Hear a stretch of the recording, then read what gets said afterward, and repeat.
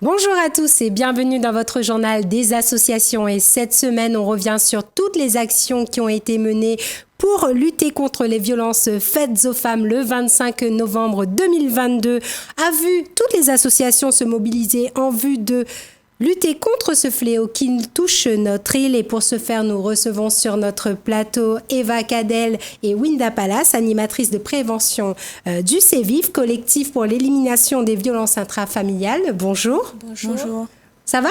Ça va, merci. Bien, nous reviendrons donc tout à l'heure avec elle sur notre plateau, mais débutons ce journal par une expo photo qui avait lieu à Sainte-Suzanne et qui était organisée par Sandra Barré, psychomotricienne, et Freddy Técher, artiste photographe, qui ont voulu aider les personnes victimes de violences à se reconstruire. Reportage.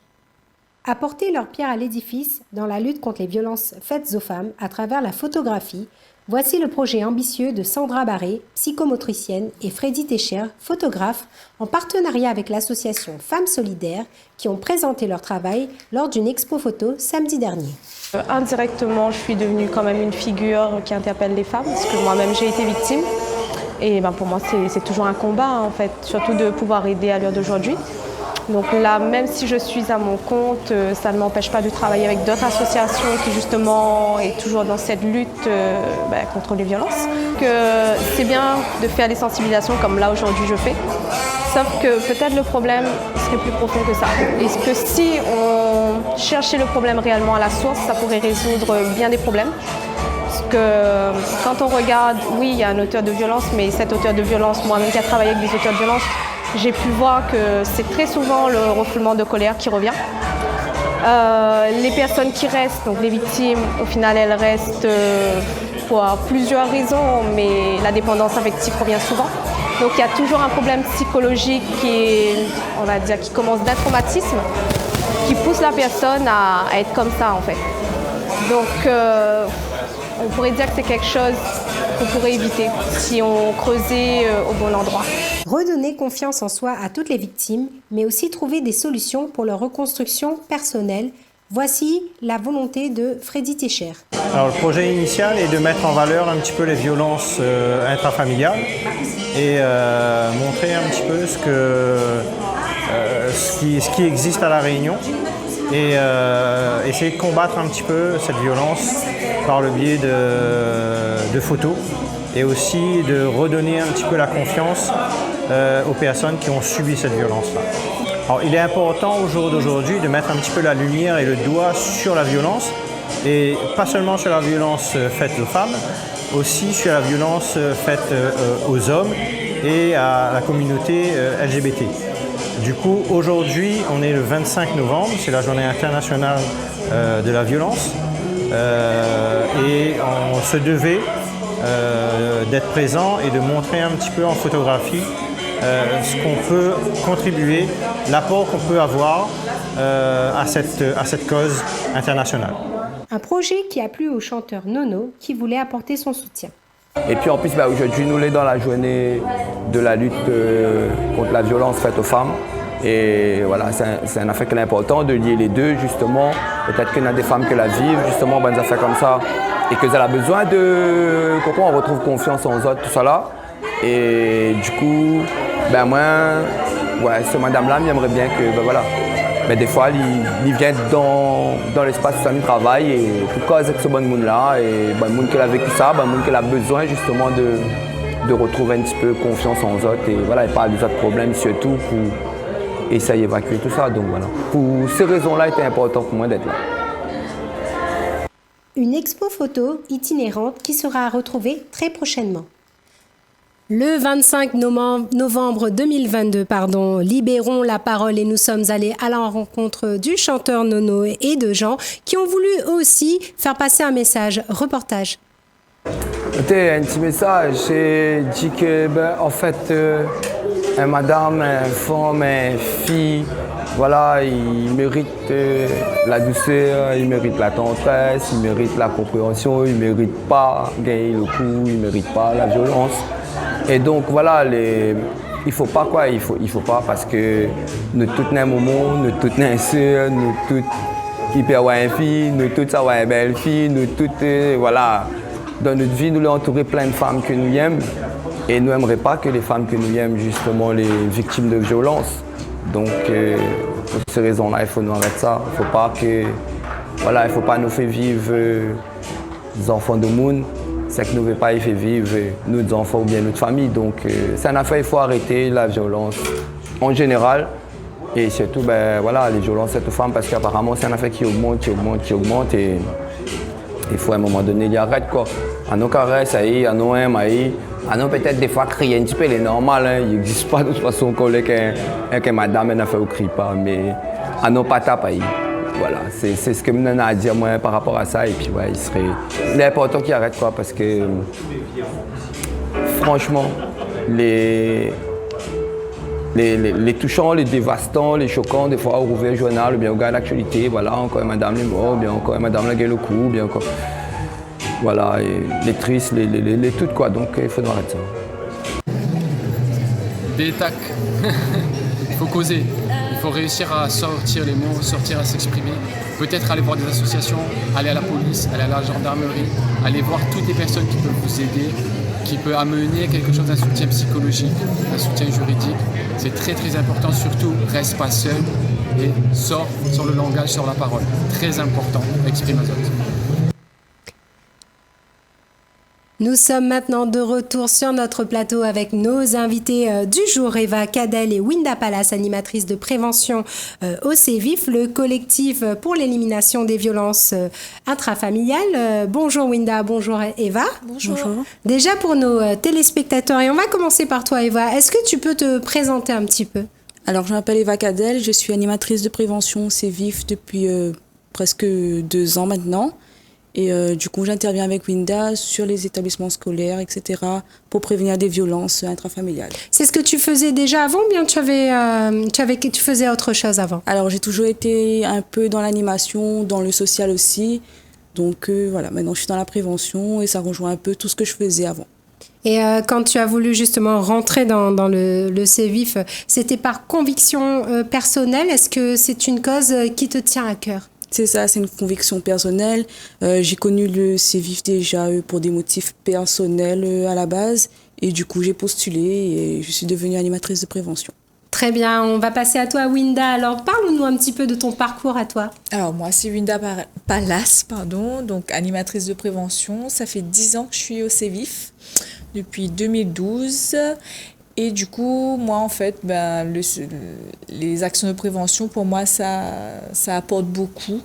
Parce que récemment, par exemple, il y a une jeune qui nous a trouvés et nous a dit que le fait qu'elle a vu nos interventions, ça a pu l'aider à dénoncer ce qui se passait chez elle. Et du coup, elle est placée en foyer, mais elle dit que c'est mieux maintenant. Donc, pour moi, la prévention, elle est très, très, très importante. Donc, je suis fière de ce que je fais. Déjà 10 ans, 10 oui. ans d'une vie que tu as décidé de consacrer donc à cette cause. Est-ce que c'était un engagement comme Eva qui te tenait à cœur également ? Après, j'ai déjà travaillé dans le social, mais moi, en fait, j'étais en recherche d'emploi. Au départ, je ne savais pas ce que c'était le CEVIF, en fait.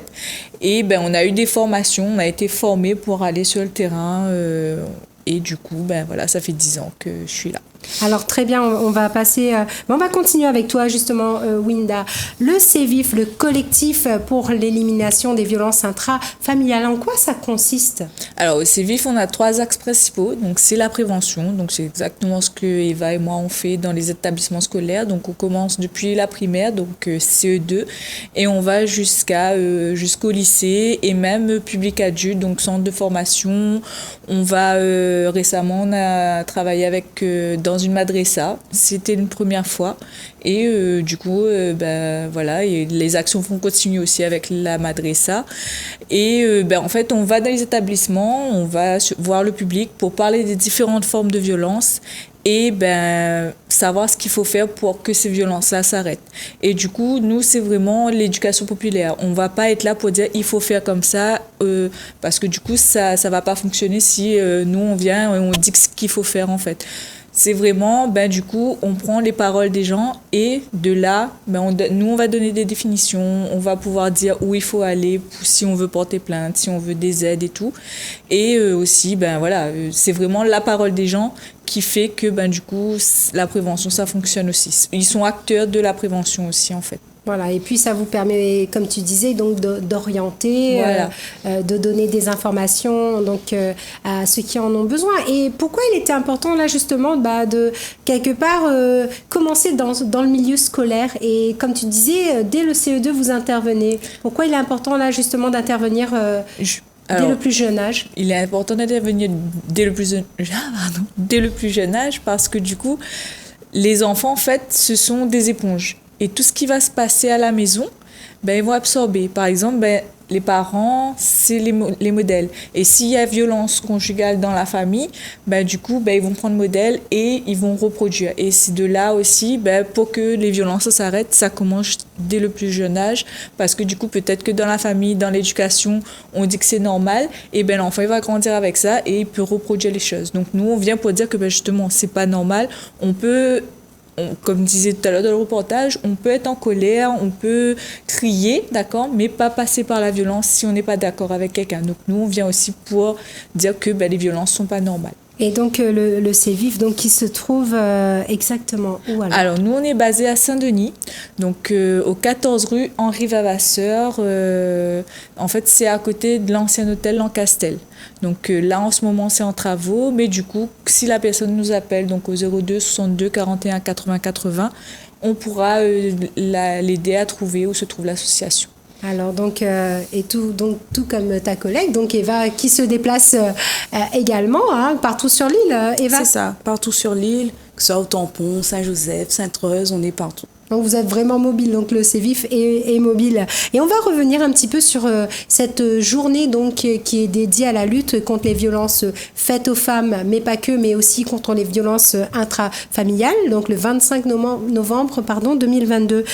Pourquoi il est important que vous, en fait, vous continuez à sensibiliser là sur cette cause-là? Parce que on constate que les chiffres sont toujours en augmentation. Il y a beaucoup plus de dénonciations, mais il faut savoir qu'il est important de marquer ce jour afin de sensibiliser la population à arrêter les violences intrafamiliales. Donc c'est un combat qu'on mène tout le temps. Une fois dans l'année, c'est un jour où on marque cet événement, mais c'est vraiment tout le temps où il est important de rappeler les violences faites aux femmes et les violences intrafamiliales aussi. Et du coup, vous recevez quand même pas mal de témoignages, donc de femmes, mais aussi d'enfants. Est-ce que vous pouvez dire si vous avez un témoignage qui vous a particulièrement touché ou pas? Y a-t-il eu dans les victimes que vous recevez des choses qui peuvent quelque part toucher l'être humain? Il y a beaucoup même de témoignages, mais là par exemple un fait marquant, en intervention par exemple, une jeune qui vient et nous dit que du coup elle subit l'inceste au sein de la famille.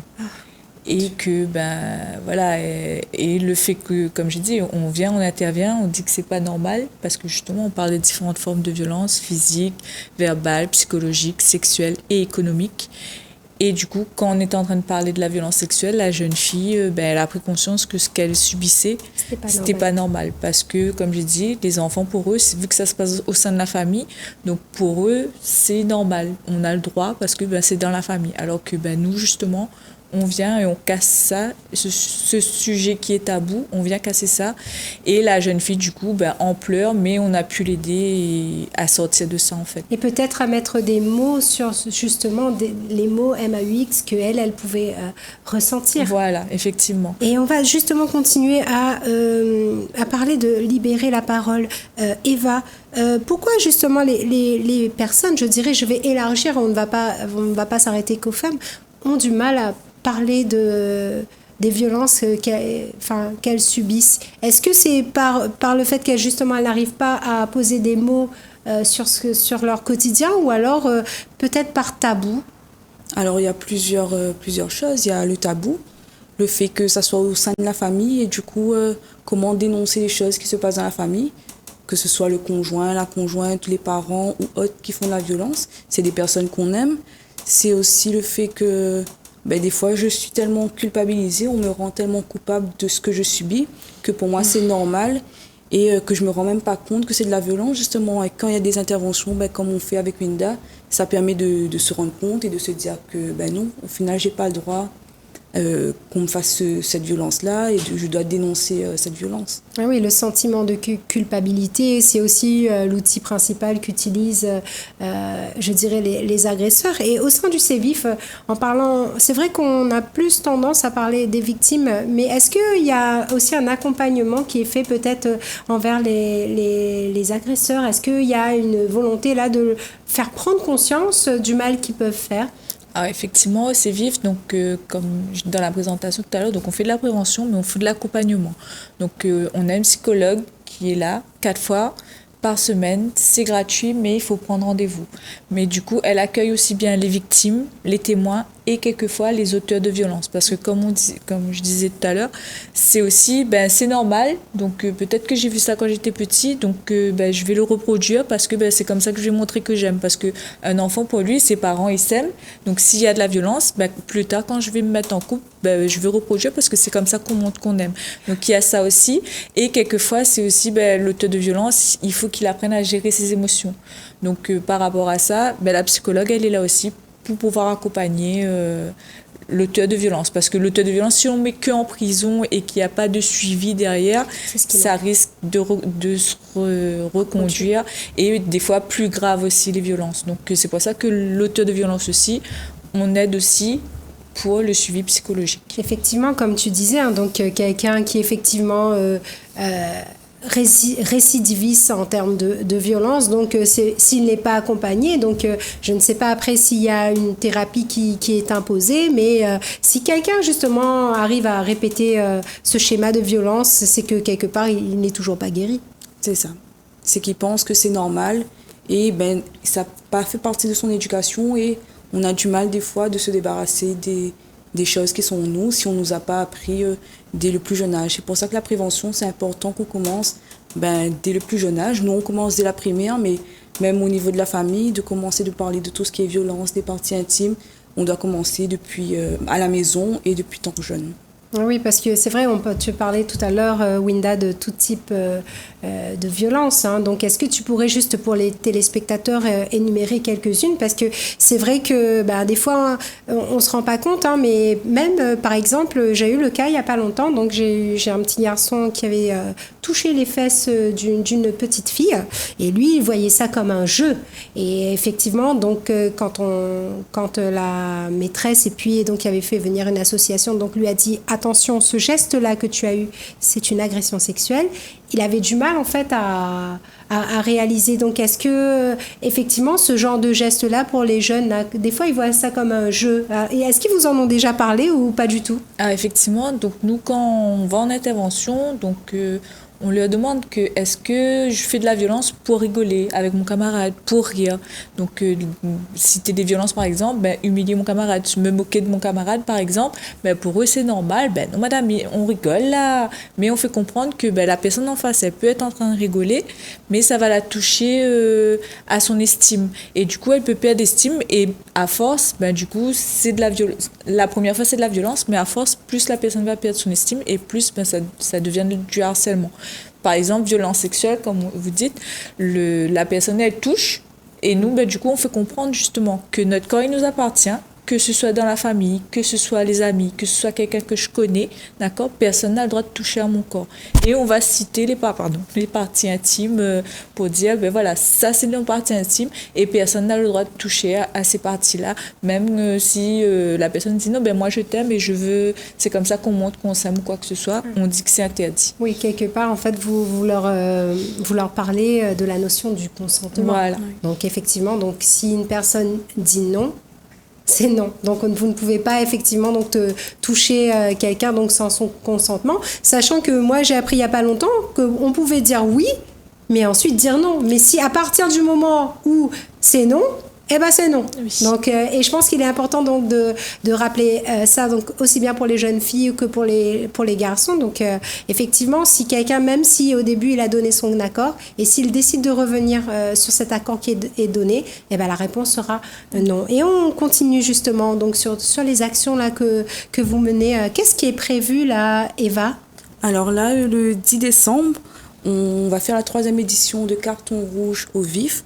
Donc c'est une manifestation qui se passera au stade de l'Éperon de 9h à 16h. Et du coup, ça sera un tournoi de foot mix, donc autant pour les hommes que pour les femmes.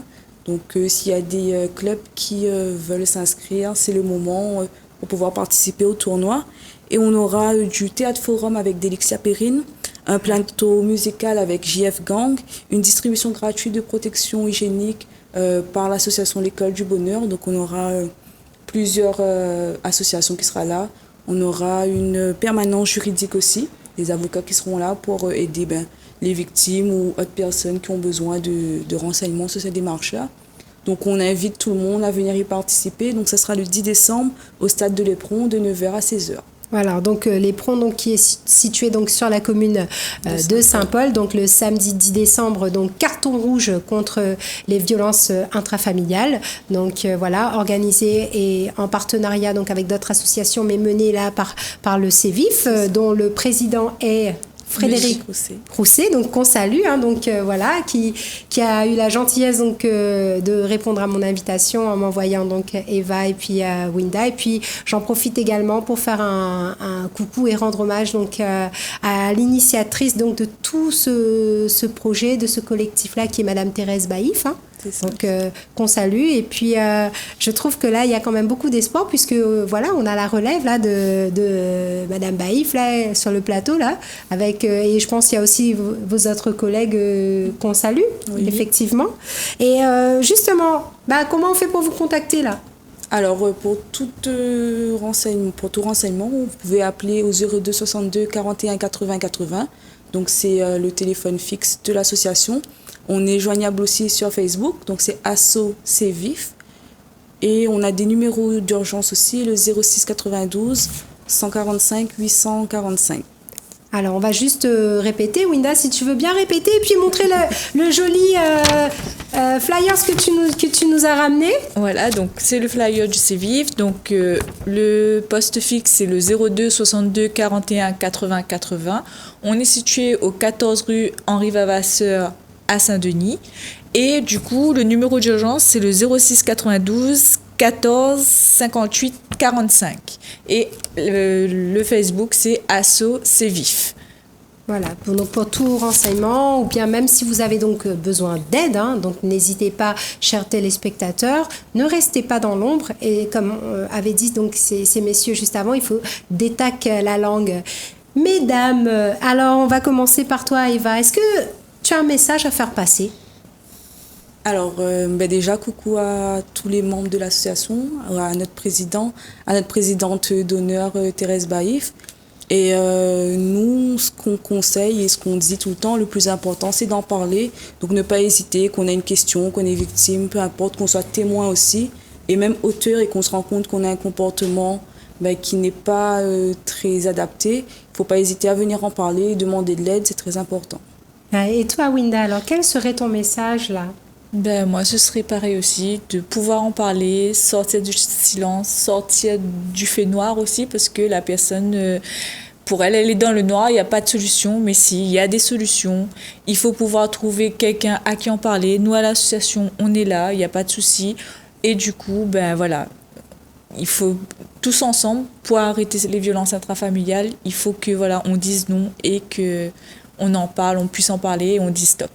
En tout cas, merci beaucoup. Hein. Merci beaucoup à Frédéric Rousset donc, qui avait répondu, donc, je rappelle, à l'invitation, parce que c'était important pour moi là, de consacrer une émission pour la lutte contre les violences faites aux femmes, puisque moi aussi c'est un sujet qui me tient à cœur, et que voilà, moi aussi dans ma jeunesse effectivement j'ai malheureusement aussi subi des violences. Donc et je pense qu'il est important qu'on s'unisse, comme vous avez dit mesdames, très justement, très humblement, que voilà, on doit libérer la parole, que si on a besoin d'aide, on puisse se faire aider. Donc il y a le CEVIF notamment, donc comme structure qui existe, et puis voilà, et c'est comme ça en fait tous ensemble que l'on va construire. En tout cas, merci beaucoup Eva Cadel et Winda Palace, donc animatrice de prévention au CEVIF, donc le collectif pour l'élimination des violences intrafamiliales, d'avoir répondu à mon invitation. Quant à moi, n'hésitez pas à me joindre via ma page Facebook Jessica Alaguiri ou via la page Télé Créole, et je me ferai un plaisir de vous répondre. Nous voici donc arrivés à la fin de ce journal que vous pouvez retrouver sur votre chaîne YouTube, le journal des associations 974 Télé Créole. Je vous souhaite une agréable fin de journée sur votre chaîne et je vous dis à bientôt sur Télé Créole.